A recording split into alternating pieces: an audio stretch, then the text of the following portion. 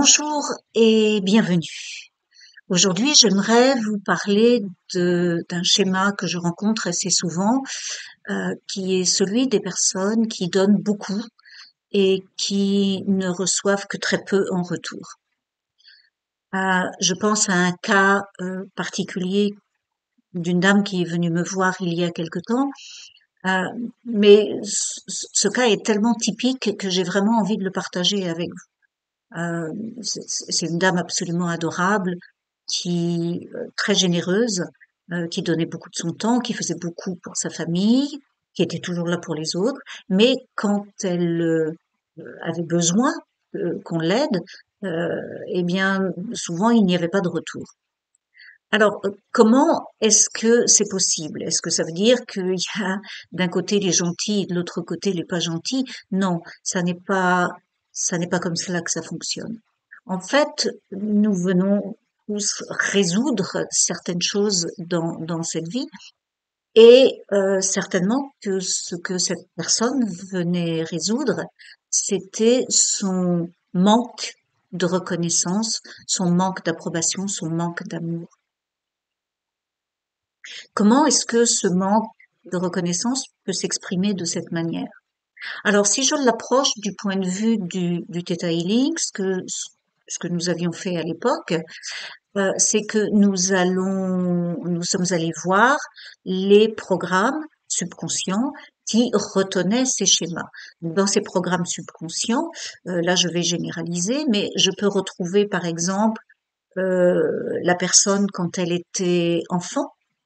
Son subconscient va me montrer, va euh, faire remonter à la surface des scènes où peut-être pour être bien vu de ses camarades, pour euh, pour être acceptée dans un groupe, elle donnait des choses qu'elle avait, peut-être qu'elle donnait son goûter en échange, peut-être qu'on lui disait si tu ne me donnes pas ça, je ne t'aime plus. Voilà. Et l'enfant qu'elle était, bien sûr, qui avait déjà au départ ce terrible manque d'amour, eh bien, pour se faire accepter, pour se faire aimer, va donner ce qu'elle a.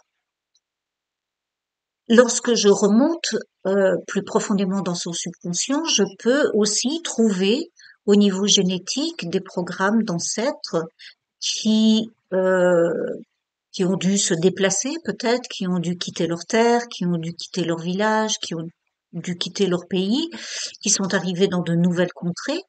Euh, Quelquefois, le déplacement était de 10 ou 15 kilomètres, mais c'était un nouvel environnement, c'était une nouvelle communauté, et pour se faire accepter, pour se faire aimer, et accepter de cette nouvelle communauté, de cette nouvelle contrée, de ces nouvelles personnes, eh bien, la famille donnait son temps, donnait peut-être des fruits qu'il y avait dans le verger, peut-être des légumes qu'il y avait dans le potager, peut-être donnait des œufs, ils donnaient tout ce qu'ils avaient, mais là encore, le programme était de donner et non de recevoir. Et puis peut-être que l'on peut voilà remonter au niveau historique et puis peut-être que l'on peut trouver euh, des des vœux, on peut retrouver des serments lesquels on croit ou on pense que pour être aimé au plus haut niveau, pour être aimé de Dieu, il faut donner et que le schéma il est de donner et non de recevoir. Parfois, il y a un peu toute cette chaîne de programmes qui sont présents dans le subconscient sous la forme de mémoire, sous la forme de ressenti, sous la forme de peur inconsciente, sous la forme de scénarios, de films qui se répètent et qui se rejouent encore et encore.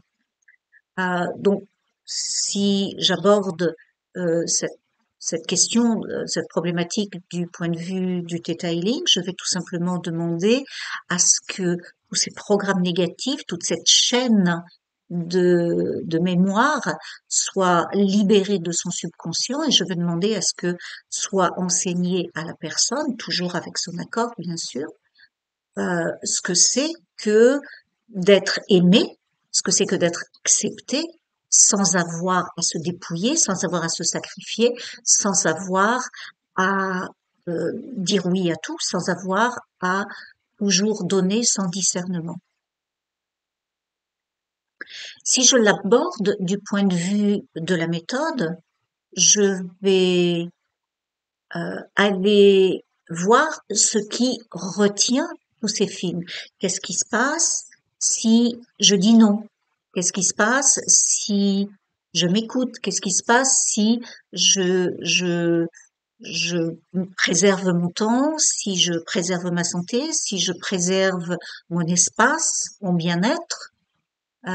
Et si je ne dis pas toujours oui aux autres. Et peut-être que là, il va y avoir une peur qui va remonter, peut-être qu'il va y avoir du jugement de soi, peut-être qu'il va y avoir une résistance à dire non, et que derrière cette peur, derrière cette résistance, derrière ce jugement de soi, ça n'est pas bien, je ne suis pas une bonne personne si je ne dis pas oui, si je ne rends pas service aux autres, je vais avoir toujours en arrière-plan, soit un besoin d'approbation, soit un besoin de contrôle, soit un besoin de sécurité, ou parfois deux ou parfois les trois besoins en même temps.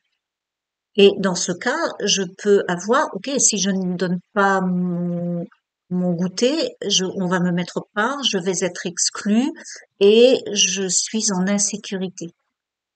Vous voyez le schéma?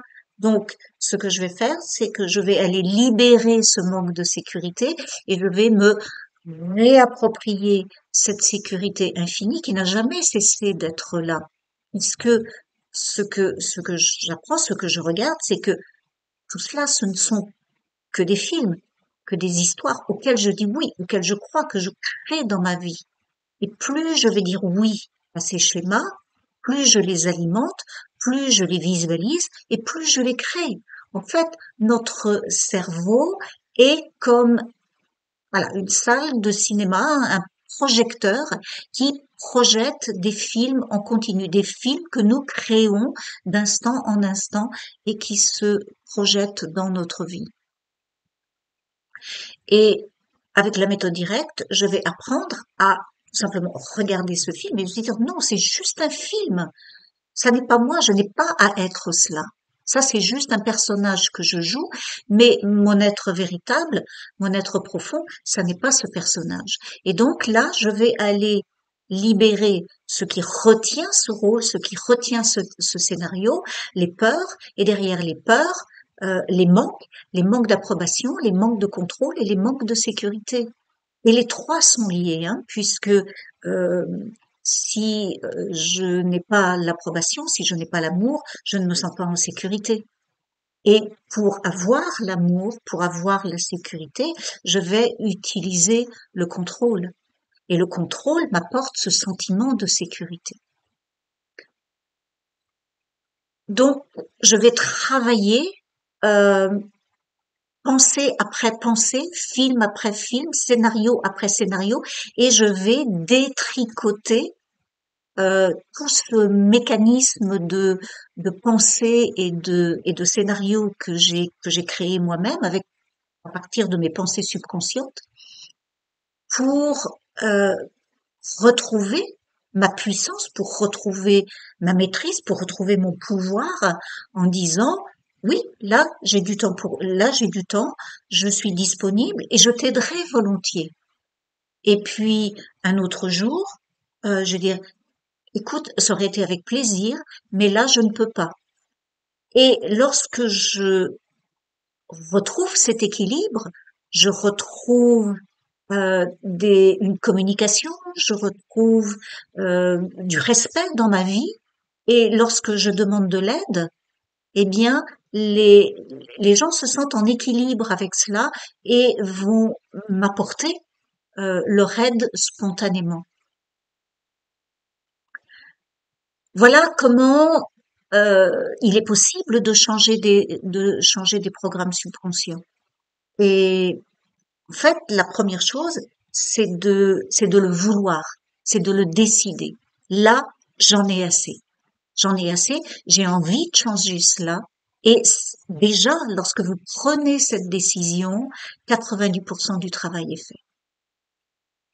Alors, j'espère vous donner un petit peu de courage, un petit peu d'élan, un petit peu d'envie, de l'espoir. Et sachez que, voilà, c'est vous qui avez les clés et c'est vous qui décidez. Et j'espère vous retrouver bientôt pour une nouvelle histoire et pour davantage de choses partagées sur le subconscient, sur qui nous sommes, ce que nous sommes, euh, comment tout cela fonctionne, les films, les scénarios de notre vie, comment nous pouvons les changer et comment nous pouvons grandir et évoluer jour après jour pour retrouver de plus en plus de bonheur dans notre vie. Je vous souhaite une excellente journée. À bientôt.